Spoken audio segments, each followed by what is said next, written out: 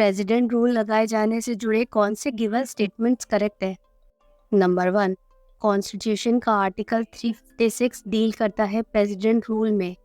उसके प्रोविजन के अकॉर्डिंग वो प्रेसिडेंट को पावर देता है कि एक स्टेट के एडमिनिस्ट्रेशन को कंट्रोल करने की जब उसकी कॉन्स्टिट्यूशनल मशीनरी फेल हो जाती है।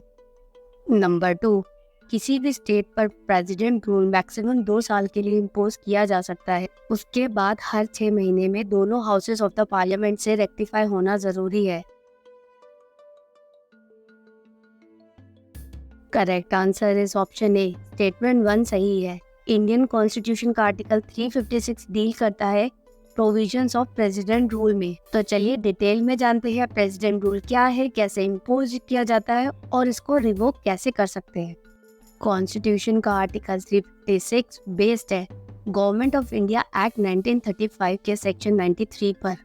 आर्टिकल 356 के अकॉर्डिंग जब किसी भी स्टेट की कॉन्स्टिट्यूशनल मशीनरी फेल हो जाती है, यानी उसमें चल रही सरकार या गवर्नमेंट फेल हो जाती है, अपना काम सही से नहीं कर पाती, तब उस स्टेट पर प्रेसिडेंट रूल इम्पोज किया जाता है। बेसिकली 2 तरह के प्रेसिडेंट रूल होते हैं, या कहें कि 2 कंडीशंस ऐसी होती है जब प्रेसिडेंट रूल लगाया जाता है।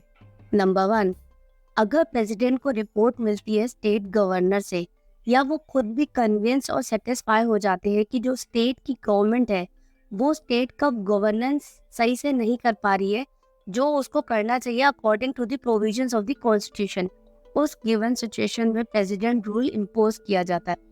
एंड दूसरी सिचुएशन ये है कि आर्टिकल 356 कहता है कि प्रेसिडेंट रूल किसी भी स्टेट में तब इम्पोज कर सकते हैं अगर वो स्टेट गवर्नमेंट सेंट्रल या यूनियन गवर्नमेंट के डायरेक्शंस को मानने में फेल हो जाती है। नाउ द थिंग इज, क्या प्रेसिडेंट रूल लगाने के लिए पार्लियामेंट की अप्रूवल जरूरी है या नहीं? And the answer is yes, parliament की अप्रूवल जरूरी है प्रेसिडेंट रूल किसी भी स्टेट में लगाने के लिए। प्रेसिडेंट रूल का प्रोक्लेमेशन इशू होने के 2 महीने के अंदर दोनों हाउसेस में अप्रूव होना जरूरी है, और वो अप्रूवल सिंपल मेजॉरिटी से हो जाता है। चलिए जानते हैं प्रेसिडेंट रूल का कितना ड्यूरेशन होता है। इनिशियली प्रेसिडेंट रूल 6 महीने के लिए लगाया जाता है, लेकिन उसके बाद पार्लियामेंट के अप्रूवल के साथ उसको 3 साल के लिए एक्सटेंड कर सकते हैं, जिसके लिए हर 6 महीने में पार्लियामेंट्री अप्रूवल की ज़रूरत होती है। बट 1978 का 44th amendment of the constitution कहता है कि अगर हम प्रेसिडेंट रूल को 1 साल से ज़्यादा इम्पोज करना चाहते हैं तो उसके लिए ये 2 सिचुएशन होना ज़रूरी है।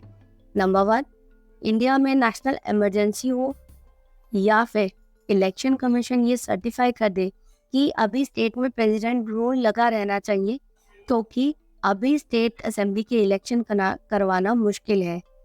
इन दोनों केसेस में प्रेसिडेंट रूल को 1 साल से ज़्यादा समय के लिए लगाया जा सकता है। अब जानते हैं कि प्रेसिडेंट रूल इम्पोज होने के बाद कैसे स्टेट में काम चलता है। गवर्नर जो होते हैं वो स्टेट का सारा एडमिनिस्ट्रेशन देखते हैं on the behalf of president.